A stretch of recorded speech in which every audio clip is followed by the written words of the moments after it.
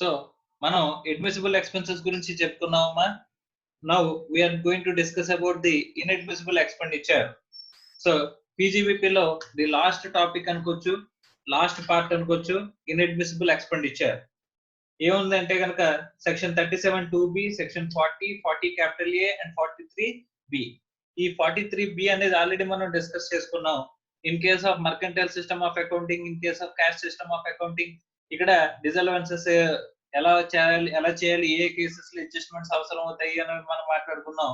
Total గా ఇందులో list of items covered అనేది మనం మాట్లాడుకుంటే సరిపోతుంది అనమాట. Okay right. So first let us start with section 37 2B. So section 37 2B గురించి డిస్కస్ చేసుకుందామా. చూడండి, advertisement in political publications of A political party అని చెప్పేసి అని అంటున్నాడమ్మా. అంటే పొలిటికల్ పార్టీ ఏదైనా పబ్లికేషన్స్ కనుక ఇస్తున్నట్లయితే ఆ పబ్లికేషన్స్ లో మీరు అడ్వర్టైజ్మెంట్స్ ఏమైనా ఇచ్చినట్లయితే, మీ బిజినెస్ అడ్వర్టైజ్మెంట్స్ ఏమైనా ఇచ్చినట్లయితే ఆ బిజినెస్ అడ్వర్టైజ్మెంట్స్ ని ఏం చేయరంటండి, ఇక్కడ అలౌ చేయరంట. అలాంటి ఎక్స్పెండిచర్ ని అలౌ చేయరు అని చెప్పేసి అని అంటున్నాడండి. No allowance shall be made in respect of the expenditure incurred by an assessee on advertisement in any souvenir, brochure, tract, pamphlet or like published by the political party, even if such expenditure is directly connected with the business of the assessee. Advertisement direct గా మనకి connect అయినా సరే, ఇక్కడ political party publications లో కనుక నువ్వు advertisement ఇచ్చావంటే కనుక దాన్ని డిసలౌ చేస్తారంట. However, donations given to the political party shall be allowed as deduction under 80 GGB and 80 GGC as the case may be అని చెప్పేసి చెప్తున్నాడు. ఇక్కడ ఏంటంటే కనుక పొలిటికల్ పార్టీ ఏదైనా పబ్లికేషన్ ఇస్తుంది, పొలిటికల్ పార్టీ ఏదైనా పబ్లికేషన్ అనేది ఇస్తుంది అనుకుంటే ఆ పొలిటికల్ పార్టీ ఇచ్చే పబ్లికేషన్స్ లో నువ్వు అడ్వర్టైజ్మెంట్ ఇవ్వచ్చా? Even though it is your part of your business, even though it is part of your business, అంటే పార్ట్ ఆఫ్ యువర్ బిజినెస్ అనుకున్నా సరే you should not give. Okay, ఒకవేళ ఇస్తే కనుక ఎక్స్పెండిచర్ కింద అలౌ చేస్తారండి. No expenditure allowed. ఎక్స్పెండిచర్ అనేది అసలు అలౌ చేయము అని చెప్పేసి అని చెప్పారమ్మా. కానీ ఇక్కడ విషయం గమనిస్తే కనుక మనకి గ్రాస్ టోటల్ ఇన్కమ్ లోంచి లెస్ మా 5 హెడ్స్ ఆఫ్ ఇన్కమ్ ని కలిపేసి టోటల్ చేస్తే మనకి ఏమొస్తుంది, గ్రాస్ టోటల్ ఇన్కమ్ వస్తుంది అనుకున్న దాంట్లోంచి చాప్టర్ 6A డిడక్షన్స్ అని చెప్పేసి మనం మైనస్ చేస్తామని చెప్పేసి అనుకున్నప్పుడు నెట్ టోటల్ ఇన్కమ్ అనేది వస్తుందండి. ఈ చాప్టర్ 6A డిడక్షన్స్ గురించి మాట్లాడుకుంటే అందులో one of the sections 80 GGB 80 GGC అనే 2 సెక్షన్స్ ఉంటాయండి. ఇందులో కవర్ అవుతాయి చాప్టర్ 6A డిడక్షన్స్. ఇదేమో ఒకటి company any other assessee company కనుక మనకి పొలిటికల్ పార్టీకి డొనేషన్ ఇచ్చింది అనుకుంటే కనుక 80 GGB లో మనకి డిడక్షన్ వస్తుందండి. అదర్ ఇంకెవరైనా సరే డొనేషన్ ఇస్తే కనుక 80 GGC లో మనకి డిడక్షన్ వస్తుందండి. సార్ ఎంతవరకు డిడక్షన్ వస్తుంది సార్? అన్లిమిటెడ్, ఎంత ఇచ్చినా సరే, ఎంత ఇస్తే అంత కూడా డిడక్షన్ అనేది మనకి వచ్చేస్తుందంట. అంతేగాని ఎక్స్పెండిచర్ కనుక మన P&L లో అడ్వర్టైజ్మెంట్ ఎక్స్పెండిచర్ అయినా కనుక ఇలాంటివి చేస్తే ఇలాంటివి రావు. కానీ ఇక్కడ 80 GGB 80 GGC లో పొలిటికల్ పార్టీకి మనం ఇచ్చిన కాంట్రిబ్యూషన్ మొత్తం కూడా ఏమవుతుందంట, ఎక్కడ డిడక్షన్ అనేది వస్తుంది అని చెప్పేసి అని అంటున్నారండి. సార్ కొన్ని పొలిటికల్ పార్టీ చేతిలో ట్యాక్స్ చేస్తారా?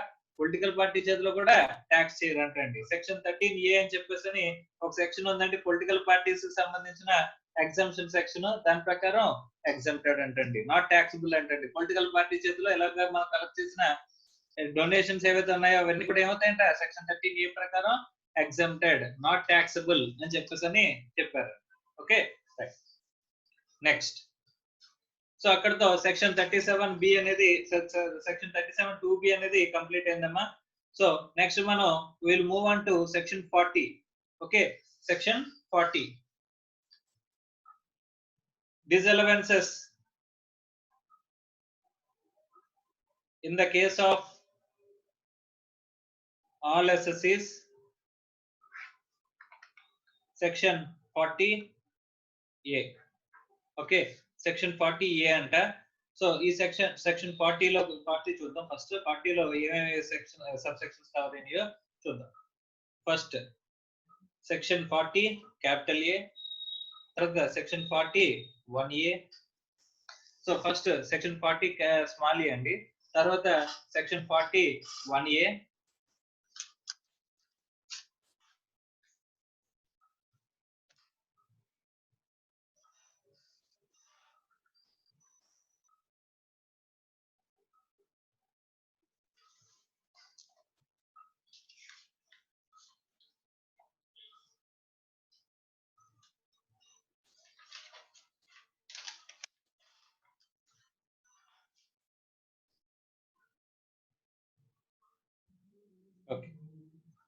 సెక్షన్ 40 లో ఏ బి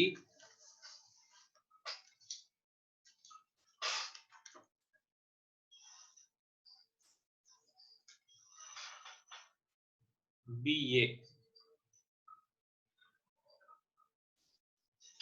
ఓకే, సో ఇలా 40 capital small A, 40 B, 40 BA అని చెప్పేసి మనకి ఉన్నాయంటండి. ఇక్కడ ఇందులో ఈ 40 ఏకి వచ్చేసరికి మనం మళ్ళీ బైఫర్కేట్ చేసుకుంటామంట. 40 ఏలో 1, 40 A1, 40 A1A,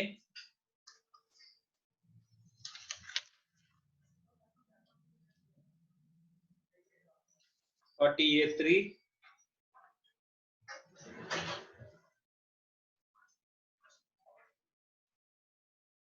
40 A2B and 40 A5. Okay, so ఇవి మనం కవర్ చేసుకోబోయే సెక్షన్స్ అండి. సో ఫస్ట్ సెక్షన్ 40కి సంబంధించిన దాంట్లో సెక్షన్ 40కి సంబంధించిన దాంట్లో 40 స్మాల్ ఏ, 40 బి, 40 బిఏ అని చెప్పేసి ఉన్నాయి. ఈ 40 స్మాల్ ఏలో మళ్ళీ సబ్ క్లాసులు కవర్ అయినాయి అంటే 40 A1, 1A, 3, 2B, 5. వీటి గురించి ఒక్కొక్క దాని గురించి మనం డీటెయిల్ గా మాట్లాడుకుందాం. ఫస్ట్ సెక్షన్ 40 A1, 40 స్మాల్ ఏ 1, ఓకే, 40 స్మాల్ ఏ 1A, 40 స్మాల్ ఏ 3, 40 స్మాల్ ఏ 2B, 40 స్మాల్ ఏ 5, తర్వాత 40B, 40BA. ఇవి మనం చూడబోయే సెక్షన్స్ అండి. అందులో ఫస్ట్ సెక్షన్ 41, 40A1 ఏమన్నదంట, payments attracting 100% disallowances. Okay, payments attracting 100% disallowances. 100% disallowances మనకి వచ్చే కేసు గురించి మాట్లాడుతున్నాడు అంట. ఏంటో చూద్దాం. Okay, so first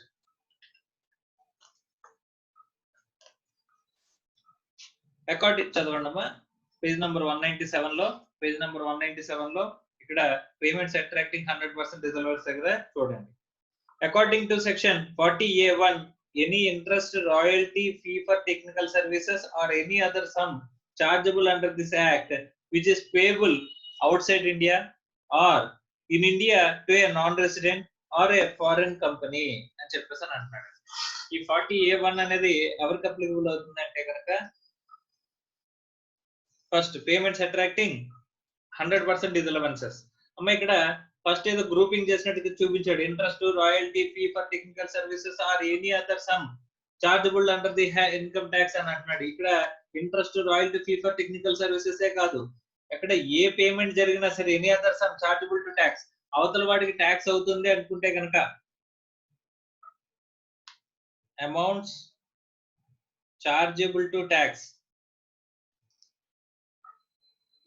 amounts chargeable to tax ఏవైతే ఉన్నాయో అవి విచ్ ఇస్ పేబుల్, ఎక్కడ పే చేస్తున్నావు అంట, విచ్ ఇస్ పేబుల్. ఫస్ట్ ఒకటి out side India, out side ఇండియాలో పే చేస్తాయి. 2 ఒకవేళ ఇండియాలోనే పే చేస్తే ఇన్ ఇండియా అయితే కనుక, ఇన్ ఇండియాలో అయితే కనుక, ఇండియాలోనే పే చేస్తే కనుక ఒకటి in India to a non resident or a foreign company.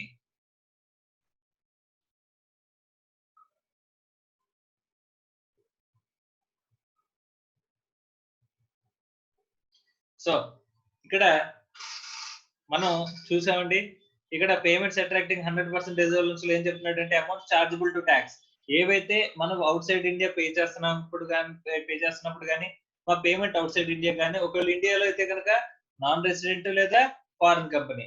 మా అవుట్ సైడ్ ఇండియా అన్నాడు, అవుట్ సైడ్ ఇండియాలో మన రెసిడెంట్ గా పే చేస్తుంటే అయినా సరే ఈ రోజున అప్లికబుల్ అవుతుందా sir? Yes sir. Within ఇండియాలో పే చేస్తున్నాము, అది నాన్ రెసిడెంట్ గా పే చేస్తున్నాం సార్, అప్పుడు yes.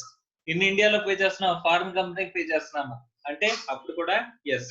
This disallowance will be attracted. అసలు ఎప్పుడు ఇక్కడ 100% డిజల్వ్ చేస్తారు సార్? మనం పే చేసిందంతా డిజల్వెన్స్ అనేది ఎప్పుడు చేస్తారు అంటే కనుక, ఏదైతే ఇప్పుడు మెయిన్ ఏంటంటే ఇండియా నుంచి డబ్బులు బయటకు వెళ్ళిపోతున్నప్పుడు ట్యాక్స్ రాకుండా ఉండదేమో, ట్యాక్స్ రాదేమో అని చెప్పేసి భయం అండి. ఏవైతే అమౌంట్స్ చార్జబుల్ టు ట్యాక్స్ అనేది ఉన్నదో, మనం అవుట్ సైడ్ ఇండియా పే చేస్తున్నాం, అవతలోడికి ఇండియాలో ట్యాక్స్ అవుతుంది. ఇప్పుడు మనం ఒక సర్వీస్ తీసుకున్నామండి, ఆ సర్వీస్ కి అగైనెస్ట్ గా నాన్ రెసిడెంట్ కి ఒక పేమెంట్ అనేది చేసాం. ఆ పేమెంట్ అనేది వాడికి ఇన్కమే కదా, వాడి ఇన్కమ్ అనేది ఇండియాలో ట్యాక్స్ కట్టకుండా వెళ్ళిపోతాడేమో అని చెప్పేసి వీళ్ళ బెంగ అండి. అందుకోసం చెప్పేసి ఏం చేశారంటే, ఇక్కడ amount chargeable to tax that is payable to outside India or within India అయితే కనుక నాన్ రెసిడెంట్ కి ఫారిన్ కంపెనీ కనుక పే చేసినట్లయితే, ఇక్కడ ఏం చేయాలండి? ట్యాక్స్ అనేది డిడక్ట్ చేయాలంట. ట్యాక్స్ అనేది ఏం చేయాలంట? డిడక్ట్ చేయాలంట. ట్యాక్స్ డిడక్ట్ చేయకపోతే ఏం చేస్తారు సార్ అని చెప్పేసి అంటే, అప్పుడు డిజల్వెన్స్ అనేది 100% డిజల్వెన్స్ అనేది అట్రాక్ట్ చేస్తాము అని చెప్పేసి చెప్తున్నారండి. ఓకే, ఇప్పుడు ఏం చేస్తారు చూడండి.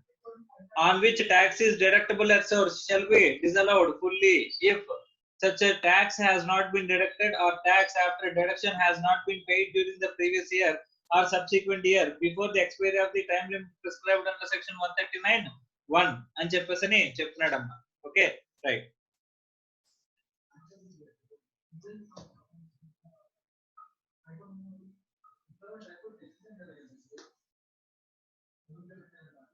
So amounts chargeable to tax payable outside India, in India outside India అయినా లేదా ఇన్ ఇండియా అయితే నాన్ రెసిడెంట్ కి ఫారిన్ కంపెనీకి పే చేస్తున్నట్టు ఇక్కడ మనకి ఏం చెప్తున్నాడు అని చెప్పేసానంటే, సో ఇక్కడ మనకి ఏం చెప్తున్నాడు అని చెప్పేసానంటే, వీళ్ళకి ఏం చేయాలంటే ట్యాక్స్ డిడక్ట్ చేయాలంట. ట్యాక్స్ డిడక్షన్ ఒకటి డిజలౌడ్ ఎప్పుడు అని చెప్పేసానంటే, డిజలౌడ్ ఎప్పుడు డిజల్వ్ చేస్తారు అంటే కనుక, ఒకటి ట్యాక్స్ డిడక్షన్ చేయాలి. ఆ డిడక్ట్ చేసిన ట్యాక్స్ ని గవర్నమెంట్ కి పే చేయాలండి. ఇక్కడ చూడండి, tax has not been deducted. Disallowed ఎప్పుడంటే tax not deducted or deducted but not deposited. So చూడండి, tax after tax deduction has not paid during the previous year or the subsequent year before the expiry of the time limit prescribed under 139(1), not deposited within time prescribed under section 139(1). Okay, right. So ఇక్కడ disallowance అనేది ఎప్పుడు వస్తుందంటే కనుక, ఒకటి tax deduct చేయకపోయినా, deduct చేసిన tax ని return filing due date ఏదైతే ఉందో 139(1) అంటే ఏం చెప్పుకున్నామండి? Return filing due date. ఆ రిటర్న్ ఫైలింగ్ డ్యూ డేట్ లోపు కనుక పే చేయకపోతే, ఇప్పుడు ఆ ప్రీవియస్ ఇయర్ లో కానీ దాని సబ్సిక్వెంట్ ఇయర్ లో వచ్చే రిటర్న్ ఫైలింగ్ డ్యూ డేట్ కానీ ఆ లోపు మనం ఖచ్చితంగా ఏం చేయాలంటే అండి? డిపాజిట్ చేసేయాలంటే అండి. లైక్ అలా డిపాజిట్ చేస్తేనే మనకి ఏం చేస్తారంట, ఇక్కడ అలవెన్స్ అనేది ఇస్తారంట. ఒకవేళ మనం డిపాజిట్ చేయలేదు, ట్యాక్స్ డిడక్ట్ చేయలేదు, లేదా ఒకవేళ డిడక్ట్ చేసిన గవర్నమెంట్ అకౌంట్ కి పే చేయలేదు, ఏం చేస్తారు సార్? అప్పుడు 100% డిజల్వెన్స్ అనేది ప్రిస్క్రైబ్ చేస్తున్నారంటండి. ఓకే, 40A క్యాపిటల్ 40(1) లో ఏం చెప్తున్నారంటే, పేమెంట్స్ అట్రాక్టింగ్ 100% డిజల్వెన్సెస్ లో ఏం చెప్తున్నారు? Amounts chargeable to tax payable outside India కానీ లేదా India non resident or foreign company కానీ పే చేస్తున్నట్లయితే అక్కడ ఖచ్చితంగా ఏం చేయాలి? ట్యాక్స్ డిడక్ట్ చేయాలి. లేదా డిడక్ట్ చేయకపోయినా, లేకపోతే డిడక్ట్ చేసిన గవర్నమెంట్ అకౌంట్ పే చేయకపోయినా ఏం చేస్తారంట? With in the due date prescribed under section 139(1) లోపు మనం డిపాజిట్ చేయకపోతే దాన్ని ఏం చేస్తారంట? డిజల్వ్ చేస్తారు. డిజల్వ్డ్ అని చెప్పేసి చెప్తున్నారమ్మా. Okay, right.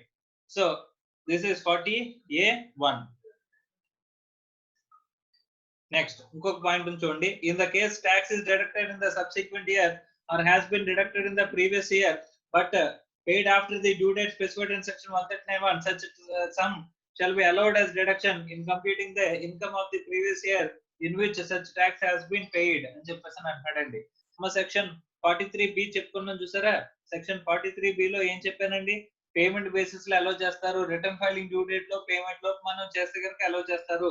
అది ప్రీవియస్ ఇయర్ 1920కి సంబంధించింది అనుకోండి. 1920కి సంబంధించిన దాన్ని రిటర్న్ ఫైలింగ్ డ్యూ డేట్ అంటే assessment year 2021 return filing due date లోపు మనం పే చేస్తేనే అలౌ చేస్తారండి. Okay, return filing due date.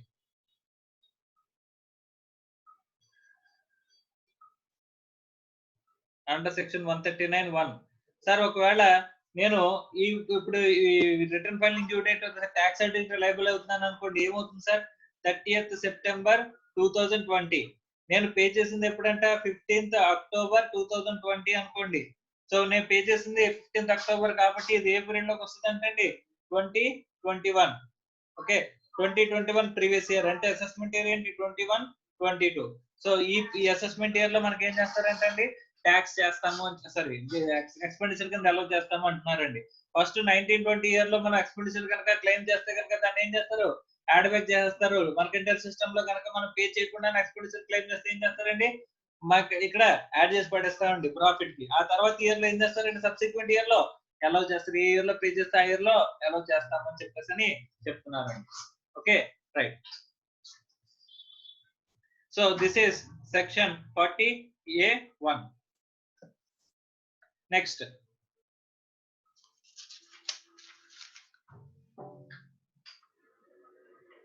Section 40A(1A). So section 40A(1) లో ఎవరి గురించి మాట్లాడారంటే కనుక, ఏదైనా పేమెంట్ అది ఇంట్రెస్ట్ అవ్వచ్చు, రాయల్టీ అవ్వచ్చు, ఫ్రీ ఫర్ టెక్నికల్ సర్వీస్ అవ్వచ్చు, ఏదైనా సరే అన్ని అదర్ పేమెంట్ అవ్వచ్చు, అవుట్ సైడ్ ఇండియా పేబుల్ ఎవరికి? అవుట్ సైడ్ ఇండియా కానీ, లేదా ఇన్ ఇండియాలో అయితే కనుక నాన్ రెసిడెంట్ ఫారిన్ కంపెనీకి కానీ వాళ్ళకి పే చేస్తే కనుక ఏం చేయాలంటే ట్యాక్స్ డిడక్ట్ చేయాలి, లేదా డిడక్ట్ చేసిన ట్యాక్స్ ని with in the time prescribed section 139(1) లోపు పే చేయాలి. పే చేయకపోతే ఏం చేస్తారంట, ఇక్కడ డిజలౌ చేస్తారు అని చెప్పేసి అనుకున్నాం. డిజలౌ చేస్తారని చెప్పేసి ఎక్స్పెండిచర్ మొత్తాన్ని డిజలౌ చేస్తారంట. Okay, right. అది ఎప్పుడు పే చేయాలండి? రిటర్న్ ఫైలింగ్ డ్యూ డేట్ లో పే చేయాలి. ఒకవేళ పే చేయకపోతే ఏ ఇయర్ లో పే చేస్తే ఆ ఇయర్ లోనే అలౌ చేస్తానని చెప్పేసి చెప్తున్నారు అన్నమాట. ఓకేనా, right. Next 40A(1A). Next important section అమ్మా, important point.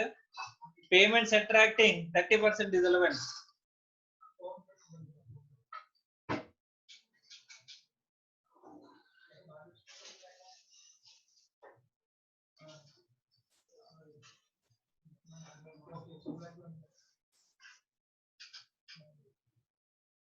Okay, payments attracting 30% disallowances. 30% disallowances attract అయ్యే కేసెస్ అంట. నార్మల్ గా నాన్ రెసిడెంట్ కానీ, అవుట్ సైడ్ ఇండియా కానీ పే చేసినప్పుడు కానీ, లేదా ఫారిన్ కంపెనీకి పే చేసినప్పుడు కానీ ఇక్కడ మనకి 100% డిసలవ్ చేయడంలో తప్పలేదండి. కానీ మన రెసిడెంట్ కూడా నాన్ రెసిడెంట్ గా చూడకూడదని చెప్పేసి సెపరేట్ ప్రొవిజన్ అనేది ఇచ్చారంట. ఏంటో చూద్దాం. According to section 40A(1A), 40A(1A), any sum payable to resident. ఇది ఎవరికి పే చేస్తానంటే అండి, పేబుల్ టు రెసిడెంట్. ఎవరికండి? Resident. On which tax is deductible at source shall be disallowed to the extent of 30% of sum if the assessee fails to deduct the source. అమ్మా ఇక్కడ same మళ్ళీ ఇక్కడ conditions చూడండి. fails to deduct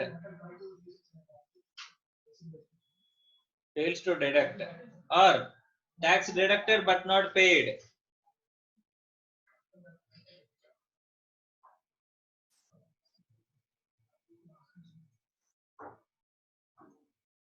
During the previous year or subsequent to previous year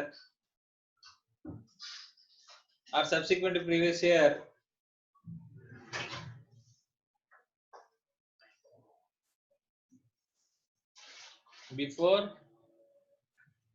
filing the return or due date for filing of the before due date for filing of the return under section 139(1).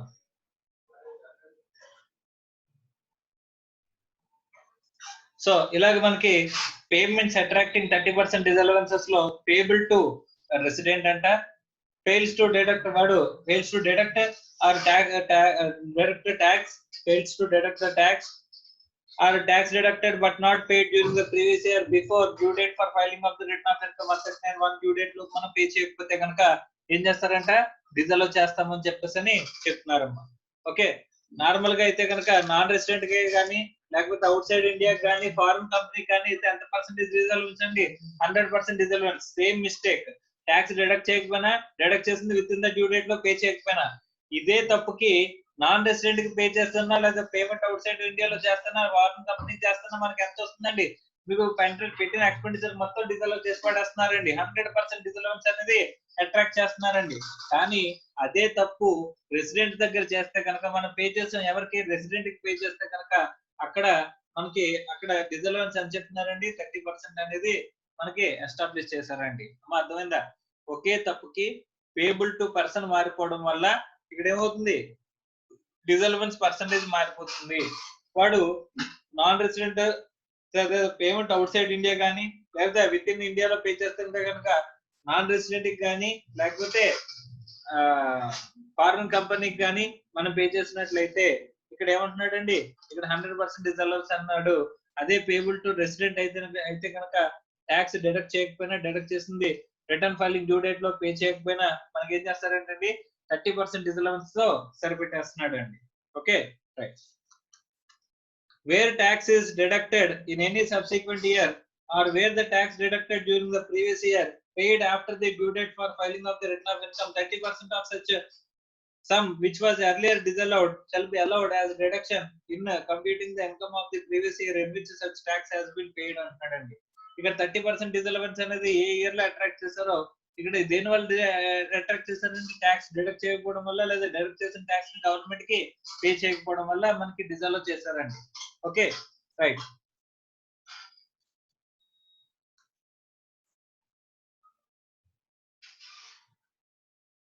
ఒకవేళ ఏ year లో అయితే pay చేస్తారో ఇప్పుడు మనకి previous year 2019-20 లో payment due అంటండి. మనం tax deduct చేయలేదంటే కొన్ని చేసామంటే చేసింది గవర్నమెంట్ కి పే చేయలేదంటే ఎప్పుడు పే చేయాలండి? రిటర్న్ ఫైలింగ్ డ్యూ డేట్ అంటే ప్రీవియస్ ఇయర్ 19-20 అంటే ఏంటి? Assessment year 2021. So previous year 19-20 assessment year ఏమైందండి? 2021. ఇప్పుడు నేను రిటర్న్ ఫైలింగ్ డ్యూ డేట్ లోపు పే చేయాలంట. సో డిడక్ట్ చేసింది. ఇప్పుడు సపోజ్ ట్యాక్స్ ఆడిట్ లైబుల్ అవుతాం అనుకోండి 30th సెప్టెంబర్ అండి. 30th సెప్టెంబర్ లోపు నేను ట్యాక్స్ డిడక్ట్ చేయాలి, డిడక్ట్ చేసింది పే చేయాలి. ఒకవేళ పే చేయకపోతే సార్ అప్పుడు డిజల్వెన్స్ అనేది అట్రాక్ట్ అవుతుంది అని చెప్పేసి చెప్తున్నారండి. Okay right. ఒకవేళ దీన్ని నేను ఎప్పుడు పే చేశానంటే 15th October 2020 నాడు పే చేశాను అనుకోండి. 15th October 2020 నాడు అంటే ప్రీవియస్ ఇయర్ 2021 ప్రీవియస్ ఇయర్ 2021 కాబట్టి అసెస్మెంట్ ఇయర్ ఎప్పుడండి? 21-22. సో ప్రీవియస్ ఇయర్ 2021 ఏదైతే ఉందో ఆ 2021 లో మనకి ఎక్స్పెండిచర్ అనేది ఎలా చేస్తామని చెప్పేసి చెప్తున్నారు. ఏదైతే ట్యాక్స్ డిడక్ట్ చేస్తుంది గవర్నమెంట్ పే చేస్తారు కాబట్టి ఇంత ముందు 30% ఆఫ్ ది డిజల్వెన్స్ చేశారు కదండి, ఆ 30% ని మళ్ళీ ఎలా చేస్తారంట. Okay right. Next disallowance under section 40A(1)(1)(a) would cover not only amounts which are payable as on 31st March of the previous year but also amounts which are payable at the time during the year. So statutory provisions are ample clear in the context. In 40A(1)(a) the act of the term payable would include the amounts which are paid during the previous year అని చెప్పేసి అంటున్నాడు అండి. Okay right. దీనికి ఒక background ఉందండి. ఏంటంటే ఒక IT judgement లో ఏం చేశారంటే కనుక ఈ టీడీఎస్ అనేది చేయకపోతే ఇది ఏమిటంటే డిజలౌడ్ కాదు. ఎప్పుడంటే కనుక అందులో ఇచ్చిన ప్రొవిజన్ లో ఏం చెప్పారంటే పేబుల్, అక్కడ పేబుల్ అని చెప్పేసి పదం వాడారు. ఏదైతే పేబుల్ గా ఉంటాయో వాటికి మాత్రమే ట్యాక్స్ డిడక్ట్ చేయాలి, డిడక్ట్ చేసిన వాటికి మాత్రమే అక్కడ మనం ట్యాక్స్ పే చేయాలని చెప్పేసి చెప్పారండి. కానీ ఇక్కడ ఏంటంటే 40A(1)(a) ప్రకారం ఇక్కడ ఏం చెప్తున్నారు అని చెప్పేసి అంటే ఇవి ఓన్లీ 31st March కే కాదు, మనం ఏం చూడాలంట ప్రతి డ్యూరింగ్ ద ఇయర్ లో మనం చూసుకోవాలంట అండి. Okay right. So during the year లో ఎప్పుడు పేబుల్ వచ్చినా సరే దాని మీద ఏం చేయాలి? మనం ట్యాక్స్ అనేది డిడక్ట్ చేయాలి, డిడక్ట్ చేస్తుంది గవర్నమెంట్ అకౌంట్ కి పే చేయాలని చెప్పేసి చెప్పారు. Okay right.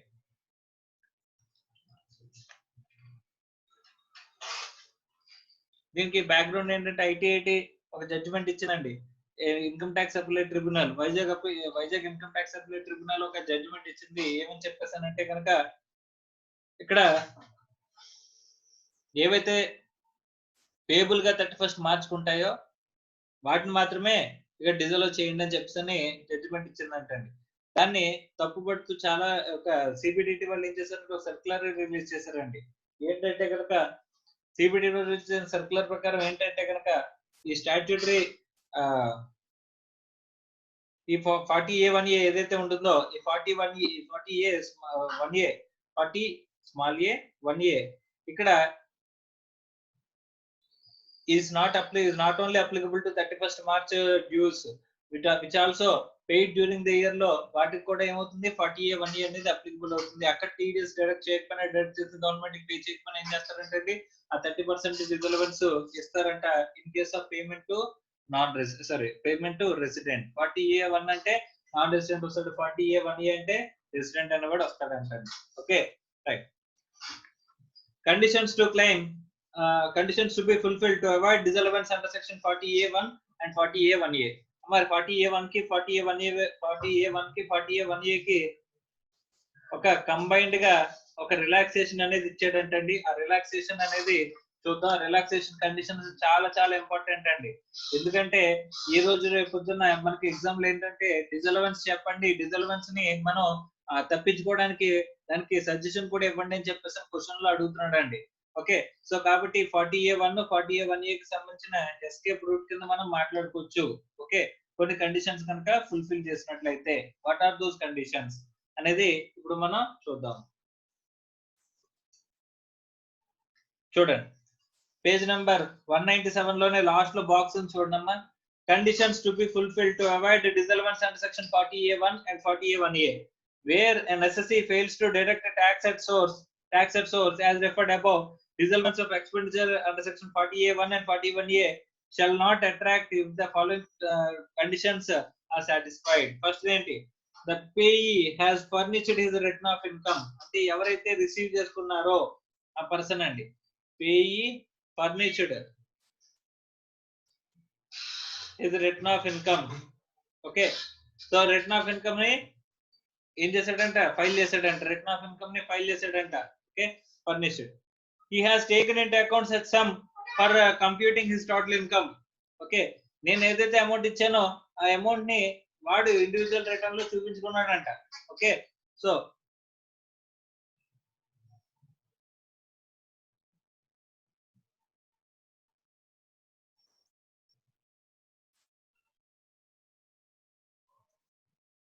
First payee furnished is return of income చూపించాలి. అండ్ అందులో వీటి పే చేసిన ఇన్కమ్ అనేది చూపించాలంట. అసలు అంటూ ట్యాక్స్ అనేది డిడక్షన్ ఎందుకండి, అవతల ట్యాక్స్ కట్టడేమో అన్న భయంతో అవతలోడు ఇన్కమ్ కింద చూపించేసి దాని మీద వాడి ఇన్కమ్ లో అనేది చూపించేసుకుని ఓకే చూపించుకుని ఏం చేయాలంటే he has paid tax due on the income declared by him in such a return of income అని చెప్పేసి అంటున్నాడు. he has paid tax due on the income declared అని చెప్పేసి అంటున్నాడు. దాని మీద ట్యాక్స్ అనేది పే చేసి ఉండాలంట, tax paid. Okay, next the person who failed to deduct a tax at source furnishes a certificate of the chart accountant. Okay, ఒక CA certificate అనేది కావాలి. Okay, so chart account certificate in form 26A.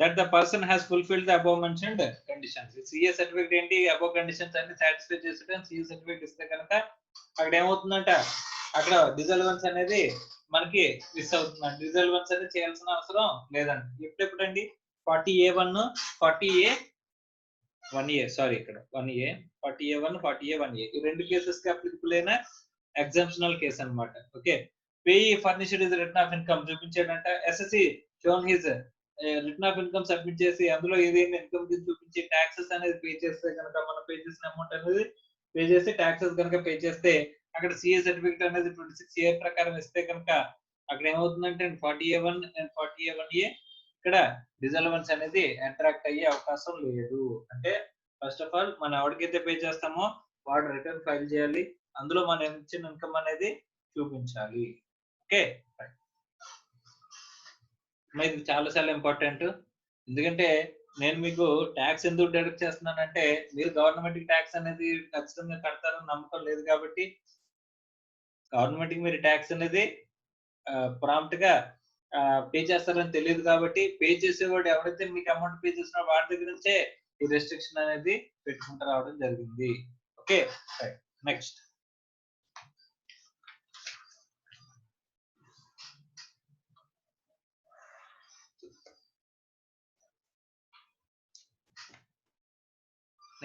Other disallowances.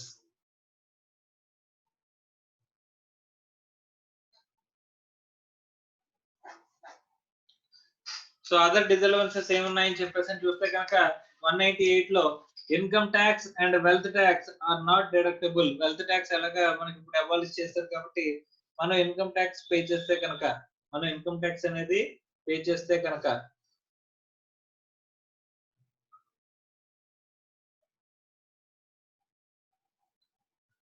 So other డిసలవెన్స్ లో ఏం చెప్తున్నారండి ఇక్కడ income tax and wealth tax wealth tax అనేది abolish చేస్తారు. Okay, are not deductible. Income tax also income tax also includes interest on paid on the delayed payment of income tax అని చెప్పేసి చెప్తున్నాడు. So delayed payment ఏమైనా ఉంటే కనుక దాన్ని కూడా అక్కడ కూడా అలౌ చేయాలంటే దాని మీద ఇంట్రెస్ట్ ఏమైనా లెవీ చేసినట్లయితే interest paid on the delayed filing of the taxes paid in any other country for which double taxation avoidance relief is available. ఇవేదన్నా కనుక మనం పే చేస్తే కనుక ఇన్కమ్ ట్యాక్స్ కానీ ఇన్కమ్ ట్యాక్స్ తర్వాత వెల్త్ ట్యాక్స్ కానీ ఏవి కూడా మనకి ఎక్స్పెన్సివ్ కింద ఇవేవి కూడా మనకి ఎక్స్పెండిచర్ కింద రావంటండి. Next salary payable outside India or non-resident shall be disallowed if the tax has not been deducted and paid. 40A3.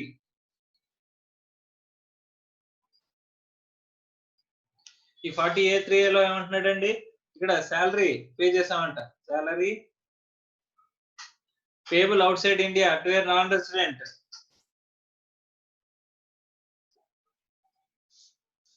So non resident కి పే చేస్తే గనక అక్కడ ఏమంటున్నాడండి the tax has not been deductible or paid అని చెప్పేసి అని అంటున్నాడండి. Okay, right. So మన శాలరీ ఏదైతే పే చేస్తామో ఆ పే చేసిన శాలరీని ఏం చేస్తారండి సో ఇక్కడ salary payable outside India to a non-resident shall be disallowed if the tax has not been deducted or paid. So tax అనేది డిడక్ట్ చేయకపోతే కనుక ఏం చేస్తారంట సో ట్యాక్స్ అనేది tax has not been deducted or paid. So tax has been deduct చేయలేదు pay చేయలేదు అని చెప్పేసి అనుకుంటే కనుక అప్పుడు 40A3 ప్రకారం డిసల్వెన్స్ అనేది అట్రాక్ట్ అవుతుంది అని చెప్పేసి చెప్తున్నాడు.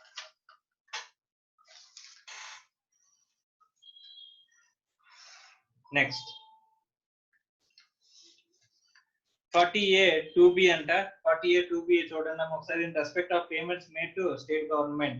No deduction shall be allowed in respect of any amount paid by way of royalty, license fee or service fee, privilege fee, tarata service charge or any other fee or charge by whatever name called which is levied exclusively on the state government undertaking by the state government, even if such amount is appropriated directly or indirectly from the state government undertaking to by the state government అని చెప్పేసి అంటున్నాడు.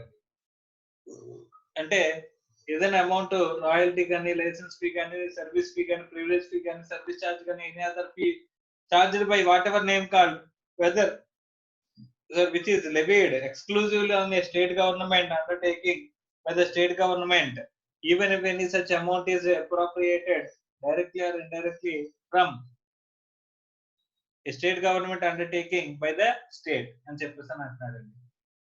ఇక్కడ royalty కానీ licence fee కానీ service fee కానీ privilege fee కానీ service charge కానీ any other fee or charge by whatever name called which is levied exclusively on a state undertaking by the state government, even if any such amount is appropriated directly or indirectly from state government undertaking to the state government అని చెప్పేసి చెప్తున్నాడు.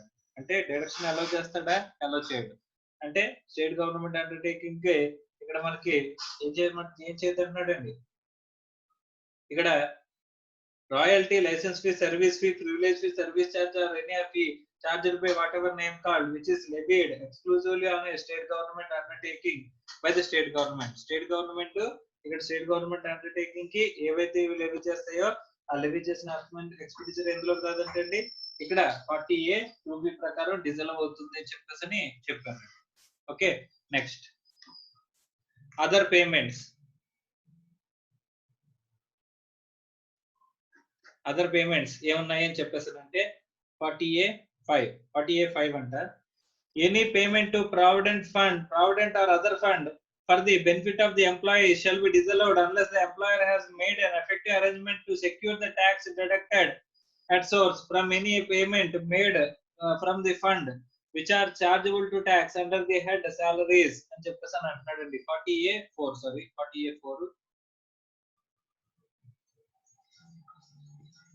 So 40A4 ఏం చెప్తుందంటే కనుక ఇక్కడ provident fund కానీ or any other fund కానీ any other fund కానీ ఏంటి for the benefit of employees disallowed unless the employer has made effective arrangements to secure that tax has been deducted అని చెప్పేసి అంటున్నాడండి. అంటే ఎంప్లాయర్ దగ్గర ఎంప్లాయర్ ఏం చేసాడంటే ఎంప్లాయీకి మానేస్తున్నప్పుడు లేదా ఎప్పుడైనా సరే ప్రావిడెంట్ ఫండ్ కానీ ఎనీ అదర్ ఫండ్ కానీ పేమెంట్ చేస్తుంటే కనుక ఆ ఫండ్ కనుక ట్యాక్సిబుల్ అయితే కనుక ఒకవేళ ట్యాక్సిబుల్ అయితే కనుక ఏం చేయాలంటండి ట్యాక్స్ డిడక్ట్ చేయాలంటండి.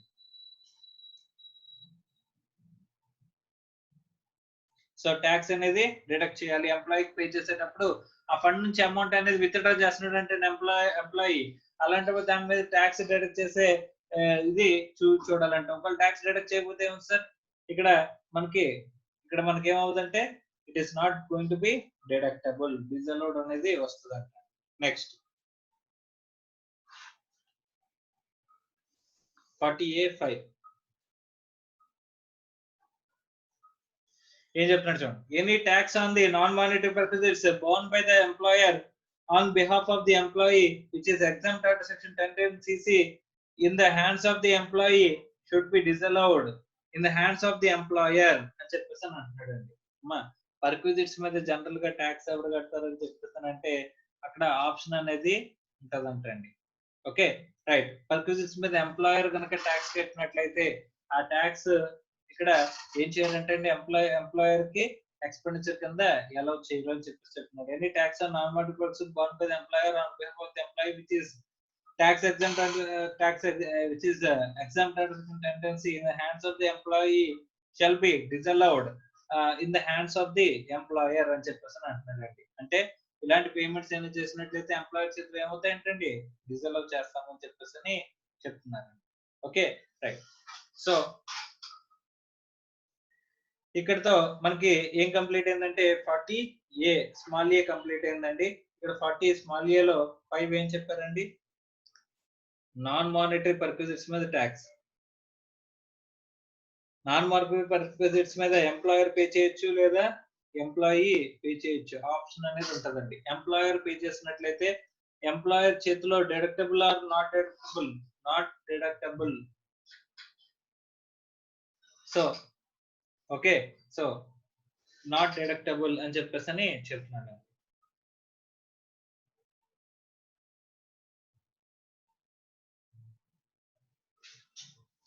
సో ఎక్కడైతే ఇక్కడ మనకి 40 ఇక్కడ నాన్ మానిటరీ పర్క్విజిట్స్ మీద కనుక ఎంప్లాయర్ ట్యాక్స్ కడితే ఆ ట్యాక్స్ ని ఎక్స్పెండిచర్ కింద ఎంప్లాయర్ క్లెయిమ్ చేసుకోగలడంటే క్లెయిమ్ చేసుకోలేడు అన్నారు. ఏ సెక్షన్ ప్రకారం 40A5. ఇక్కడతో మనకి సెక్షన్ 40A అనేది కంప్లీట్ అవుతుందండి. 40A లో 1A 2 3 2B 5 and 4 ఇలా మనకి సబ్ సెక్షన్స్ ఉన్నాయండి. సబ్ సెక్షన్స్ అన్ని కూడా మనం ఒక్కొక్కటిగా చూసుకుంటూ వచ్చామండి. ఇవన్నీ కూడా మీరు చూస్తే గమనిస్తే అంటే ఇవి అన్ని డిజల్వెన్స్ల గురించే మాట్లాడుతాయి. ఇన్అడ్మిసిబుల్ ఎక్స్పెన్సెస్ ఆర్ డిజల్వెన్సెస్ గురించి మనకి మాట్లాడుతూ వస్తున్నాయంటండి. ఓకే రైట్ అమ్మా, ఇక్కడ వరకు చెప్పిన దాంట్లో ఒకసారి 40 సెక్షన్ 40 అనేది డీటెయిల్ గా ఒకసారి చూడండి అమ్మా. ఏమైనా డౌట్స్ ఉంటే అడగండి. 40 small B. Okay 40 small B ఏం చెప్పినట్టు డిజల్వెన్స్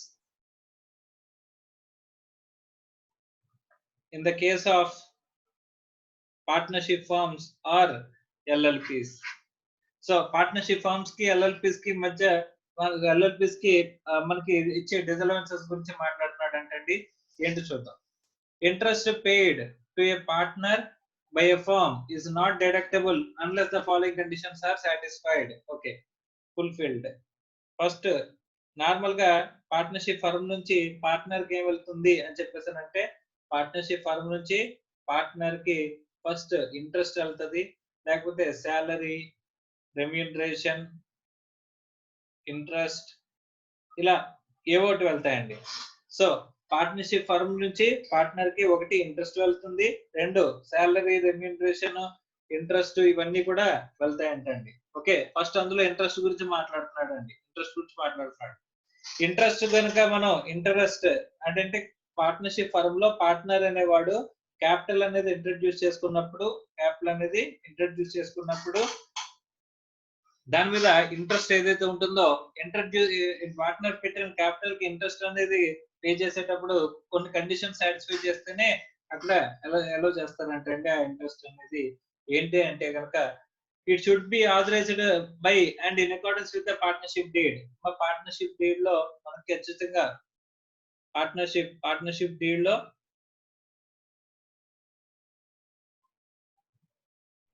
పార్ట్నర్షిప్ డీడ్ లో మనం ఏం చేయాలంటే అండి, ఖచ్చితంగా మెన్షన్ చేసి ఉండాలంట.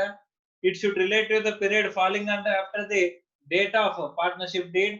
అంటే డేట్ ఆఫ్ పార్ట్నర్షిప్ డీడ్ తర్వాత ఇచ్చి ఉండాలి. డేట్ ఆఫ్ పార్ట్నర్షిప్ డీడ్ తర్వాత ఆఫ్టర్. నెక్స్ట్ తర్వాత the admissible amount shall B restricted to 12%. ఎంత పర్సెంటేజ్ అంటే అండి 12%. ఈ మూడు కండిషన్లు సాటిస్ఫై చేస్తే ఇంట్రెస్ట్ పార్ట్నర్షిప్ ఫర్మ్ పార్ట్నర్ కి ఇచ్చేటప్పుడు ఏమవుతుందంటే అండి, ఇక్కడ టాక్సిబుల్ అనేది అవుతుంది అని చెప్పేసి అని అంటున్నారు. ఓకే రైట్, పార్ట్నర్షిప్ డీడ్ లో ఉండాలి. ఇక్కడ పార్ట్నర్షిప్ డీడ్ లో మెన్షన్ చేసి ఉండాలి. ఇక్కడ పార్ట్నర్షిప్ డీడ్ లో ఆ పీరియడ్ కి సంబంధించిన అయి ఉండాలి. అండ్ ఇంట్రెస్ట్ అనేది ఎంత దాటకూడదు అంటే 12% సింపుల్ ఇంట్రెస్ట్ అంటాడు. సో అంతకు మించకుండా మనం తీసుకోవడం. అంతకంటే ఎక్కువ వస్తే ఏం చేయాలండి, డిజాల్వ్ చేసి పడేయాలంట. అంతకంటే ఎక్కువ వస్తే ఏం చేయాలంట, డిజాల్వ్ చేసేయాలని చెప్పేసి చెప్తున్నారు. ఓకే, ఇది 40B లో ఇంట్రెస్ట్ గురించి మాట్లాడిందండి. Okay, so